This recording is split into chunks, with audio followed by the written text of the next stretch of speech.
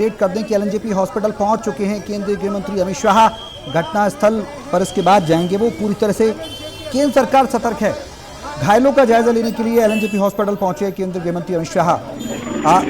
प्रदीप जी, आपसे ये जानकारी लेना चाहेंगे कि अस्पताल पहुंचे, इसके बाद का जो कार्यक्रम है घटनास्थल पर पहुंचने का है, अंदाजा लगाया जा सकता है कि सेंसिटिविटी क्या रही होगी इस एक्सप्लोजन की। पूरी रणनीति के तहत किया गया, सरकार पूरी तरह से अलर्ट है, इस बात को दर्शाता है। एलएनजेपी हॉस्पिटल पहुंचे और देखिए, गृह मंत्री घायलों से मुलाकात कर रहे हैं, पीड़ितों से मुलाकात कर रहे हैं और हर एंगल से धमाके की जांच की जाएगी, ये बयान भी दिया है। हादसे वाली जगह पर भी गृह मंत्री अमित शाह जाएंगे, घटनास्थल का दौरा करेंगे। इसके अलावा जो उन्होंने बातचीत की है, इसमें ये भी जानकारी मिली है कि जो आईबी चीफ है उनसे भी बातचीत गृह मंत्री की हुई। एनआईए की टीम, सभी संबंधित एजेंसियां वो मौके पर लगातार जांच पड़ताल कर रही हैं। ये भी बयान आया है जब दिल्ली पुलिस कमिश्नर सतीश गोलचा ने बयान दिया कि एक धीमी गति से चल रही गाड़ी की करीब 6:52 पर ये गाड़ी रेड लाइट पर रुकी, तभी उसमें विस्फोट हुआ है। तो ये जो धमाका था ये निश्चित तौर पर बड़े सवाल खड़े कर रहा है। दूसरी घड़ी को लेकर निश्चित तौर पर बयान भी देखने को मिल रहे हैं। आईबी चीफ से बात करने के अलावा खुफिया एजेंसियों को जो सतर्क किया गया है, अलर्ट पर कई राज्यों को रखा गया है। जो धार्मिक स्थल हैं, जो शहर हैं, उनको विशेष तौर पर हिदायत दी गई है कि सुरक्षा में कोई कोताही ना हो। अयोध्या, काशी या फिर जो धार्मिक पर्यटन के दृष्टिकोण से भी यहाँ पर विदेशी नागरिकों की मौजूदगी, तो वहाँ पर विशेष सुरक्षा के इंतजाम यहाँ पर वो बरते जाएं, ये निर्देश दिए गए हैं। संवेदनशील शहर, अगर एनसीआर इलाके की बात करें, गुरुग्राम की बात करें, जो साइबर सिटी भी है, वहाँ पर भी विशेष सतर्कता बरतने के निर्देश दिए गए हैं। तो अमूमन ऐसे धमाके की बात, क्या इसकी जो पहलू है साजिश के, ये हर एंगल से जांच की जाएगी। अभी तक ये तस्वीर साफ नहीं हुई कि ये धमाका कैसे, क्या इसके पीछे विस्फोटक सामग्री इस्तेमाल की गई, लेकिन जो अभी कार्रवाई हाल के दिनों में हुई है, जिसमें फरीदाबाद से आरडीएफ की खेप पकड़ी गई और उसके बाद लिंक जोड़े जा रही हैं, तो कहीं न कहीं कल बिहार का चुनावी मुकाबले का दूसरे चरण का फाइनल मुकाबला और उससे ठीक पहले दिल्ली में जोरदार धमाका, ये कहीं न कहीं एक बड़े सवाल खड़े कर रहा है। फिलहाल इस पर गृह मंत्री खुद एक्शन मोड में है और वो एलएनजेपी हॉस्पिटल पहुंचे और घटनास्थल का दौरा करने वाले हैं। बिल्कुल, बड़ी खबर अपने दर्शकों को बता दें, केंद्रीय गृह मंत्री अमित शाह एलएनजेपी हॉस्पिटल पहुंचे हैं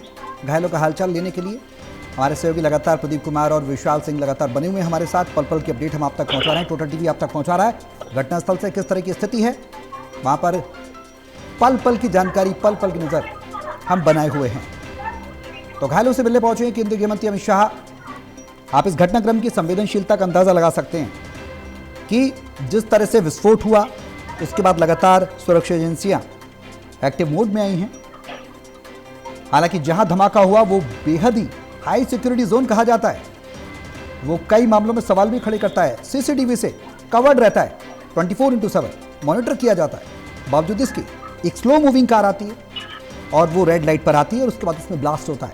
जो जगह चुनी गई, वो रेड लाइट चुनी गई, आसपास का पार्किंग का एरिया था जहां पर धमाका हुआ बताया जा रहा है। और उसके बाद तकरीबन जो अमूमन अंदाजन जो संख्या बताई जा रही है, 6 से 9 गाड़ियां पूरी तरह से वहां पर ब्लास्ट हुई है, नुकसान पहुंचा है उन गाड़ियों को।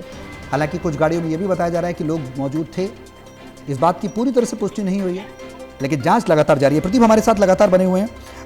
प्रदीप जी, आगे जानकारी लेना चाहें तो क्या कुछ अब इस पूरे प्रकरण को देखकर नजर आता है, अब आगे जो जांच है वो किस दिशा में बढ़ेगी? क्योंकि जम्मू कश्मीर, हरियाणा, उत्तर प्रदेश, गुजरात, महाराष्ट्र, हर जगह हाई अलर्ट है। मुंबई में भी, कोलकाता में, गाजियाबाद, उत्तर प्रदेश की गाजियाबाद में भी योगी सरकार भी अलर्ट है। यानी कि अब पूरी तरह से दिल्ली एनसीआर को अलर्ट जोन में तब्दील कर दिया गया है। देखिए, जो ब्लास्ट हुआ है और ब्लास्ट को लेकर जो पुलिस कमिश्नर सतीश गोलचा का बयान है, वो सीधे तौर पर एक बड़ा इशारा कर रहा है। अगर इस बयान के मायने निकाले जाए तो सौरभ, निश्चित तौर पर ये एक बड़ी साजिश की ओर इशारा कर रहा है। ये कहा जा रहा है धीमी गति से गाड़ी में ये धमाका हुआ। पहले अंदाजा लगाया गया कि वो गाड़ी जो है पार्किंग में खड़ी थी। एक तो ये बड़ा सवाल है। दूसरा, जिस तरीके से ये धमाका हुआ और जितना जोरदार ये धमाका था, उसकी प्रकृति की बात करें तो निश्चित तौर पर ये एक बड़ा धमाका और उसमें विस्फोटक जो इस्तेमाल किया गया है, ये बताता है कि कहीं ना कहीं एक भारी धमाका ये रहा है। और इसमें जो नुकसान हुआ है, जो तस्वीरें, वीडियो सामने आए हैं, वो बता रहे हैं कि कहीं ना कहीं बड़ा ब्लास्ट, उसकी योजना शायद ये उसका एक हिस्सा दिखाई दे रहा है। फिलहाल जांच पड़ताल का विषय है, लेकिन धमाके के बाद जो केंद्रीय एजेंसी जांच पड़ताल कर रही हैं, गृह मंत्री अमित शाह ने जो फीडबैक लिया है केंद्रीय एजेंसियों से, उसके आधार पर प्रधानमंत्री नरेंद्र मोदी को ब्रीफ किया गया है। पूरे हालात पर लगातार नजर रखी जा रही है, हर एंगल से जांच पड़ताल होगी। गृह मंत्री ने भी बयान दिया है, साथ ही वो घटनास्थल का दौरा करने वाले हैं। इस बीच उन्होंने घायलों के परिजनों से मुलाकात की है हॉस्पिटल में, ठीक है, जहाँ पर ये घायल पहुंचे थे। तो पूरी प्रदीप जी आप नजर बनाए रहे, मैं लौटूंगा आपके पास, लेकिन इस बीच ये बता दें कि पूरी सरकार की नजर है इस पूरे घटनाक्रम पर। गृहमंत्री खुद अब से कुछ देर बाद मौके पर पहुंचने वाले हैं। हालांकि एलएनजेपी अस्पताल वो पहुंच चुके हैं, घटनास्थल पर वो रवाना होंगे जायजा लेने के बाद हालातों के। जो घायल है उनका, उसके बाद पल पल की अपडेट टोटल टीवी आप तक पहुंचाता रहेगा।